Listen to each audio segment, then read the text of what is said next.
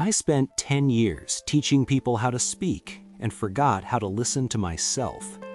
Let me tell you how a voiceless composer, a recording studio full of empty tracks, and my own unplayed melodies taught me that silence isn't absence.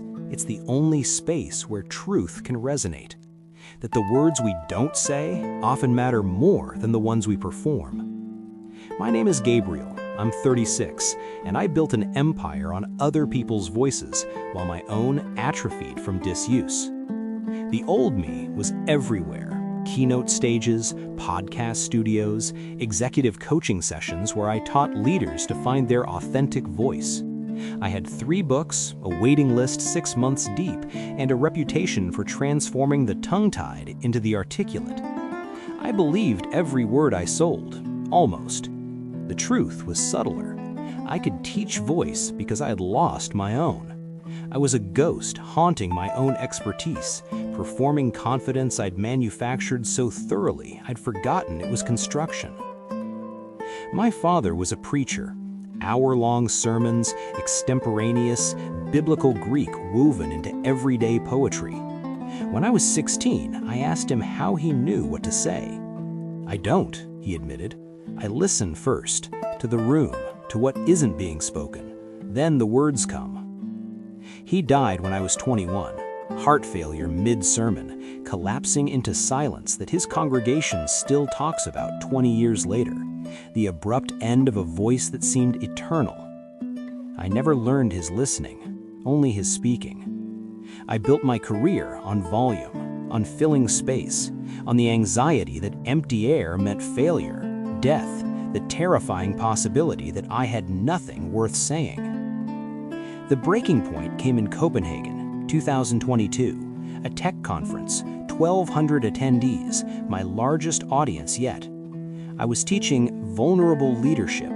The irony still chokes me, and 40 minutes in, my voice simply stopped. Not hoarseness, not illness, just refusal. My throat closed like a fist, and no amount of will could open it. I stood on that stage, mute, 1,200 eyes waiting, and I felt something I hadn't experienced since my father's funeral. Silence. Absolute. Terrifying. Real. I walked off. No explanation, no graceful exit, just flight, shame, the long corridor to backstage, where I sat on a crate and discovered I had no internal monologue. Only static, only the echo of performance without substance. I disappeared, not dramatically, just stopped returning calls, canceled everything, drove north until the roads turned to gravel and the gravel turned to trails I walked on foot.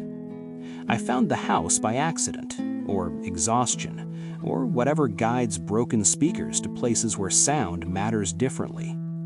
It was a recording studio, abandoned, half converted to residence, equipment covered in dust except one corner, a mixing board, headphones, a chair positioned with surgical precision, and everywhere sheets of music, manuscript paper filled with notation I couldn't read, dense, complex, beautiful. The owner found me trespassing. I expected anger. She offered tea. Her name was Signe, 60, Danish, composer. She hadn't spoken in 3 years, not from injury, from choice. My voice became a habit, she explained in writing, her handwriting architectural, deliberate. I was composing with words instead of notes, performing instead of creating. I needed to remember what silence sounded like before I could make music again. She let me stay, in exchange for labor, cleaning, repairs, the physical work I'd spent decades avoiding. I could inhabit her silence, learn it, be changed by it. The first month was torture. Without speaking, without being heard, I didn't exist.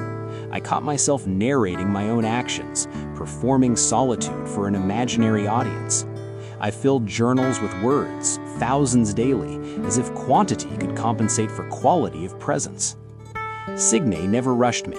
She worked at her mixing board, headphones clamped, occasionally playing me fragments through speakers, compositions built from environmental sound, from the creak of her old house, from wind and water, and the particular resonance of empty rooms.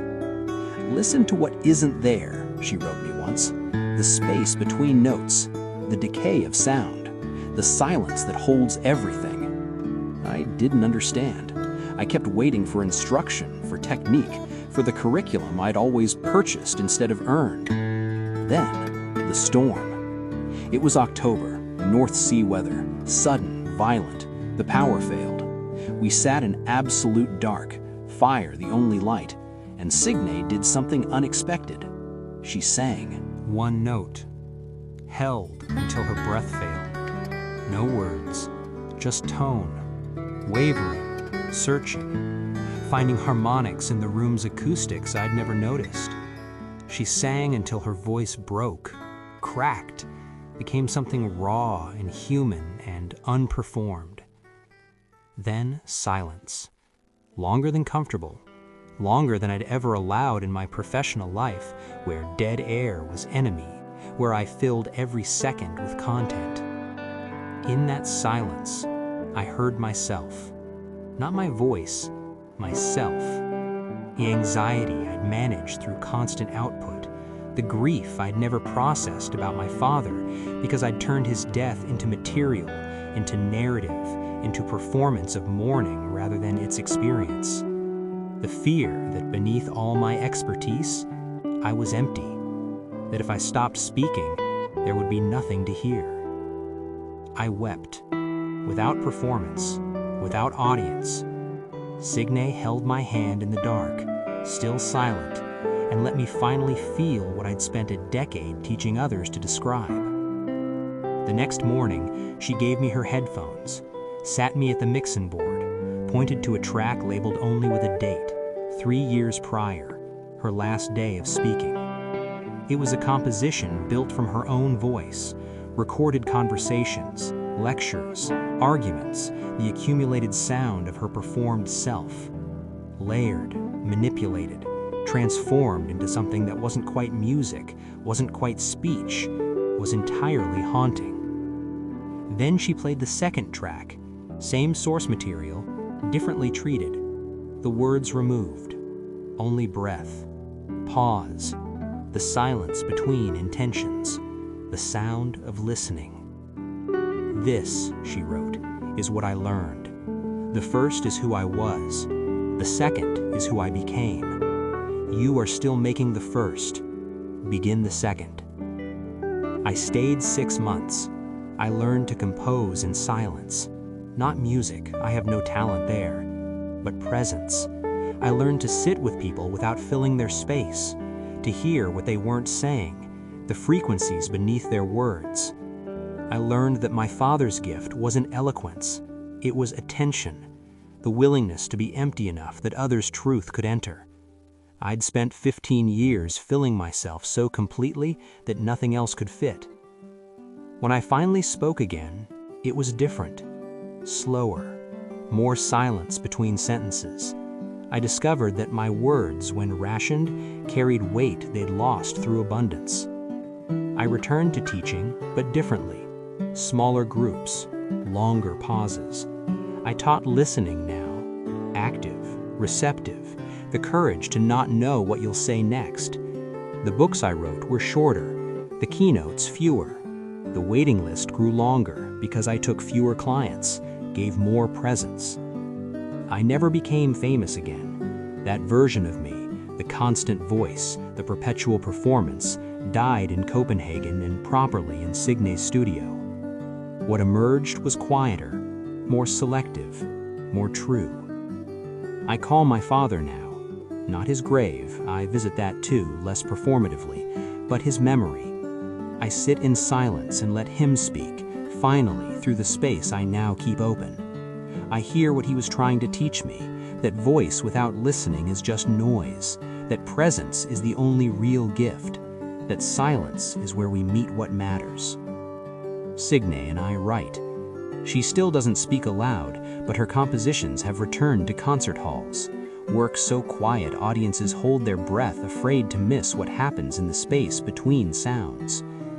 I write about her, about my father, about the courage required to stop performing and start being. The lesson, if you need it: we fill our lives with output, words, work, constant production, because silence terrifies us. It asks us to be present without script, to exist without validation, to discover whether we have substance beneath our performance. But silence isn't empty, it's full. Full of what we haven't heard because we haven't stopped to listen, full of others' unspoken truths, full of our own depths, drowned out by the noise we mistake for living. You don't need to stop speaking, but you need to learn silence, to practice it, to discover who you are when no one is listening, when you're not performing, when the only audience is your own honest self. That's where your real voice lives. Not in the amplification, the platform, the constant content, in the quiet courage to be present, receptive, changed by what you hear. Find your silence. Protect it. Let it teach you what your performance has been hiding. I'm Gabriel. I teach voice differently now. I listen first. The words come after. And when they do, they mean something.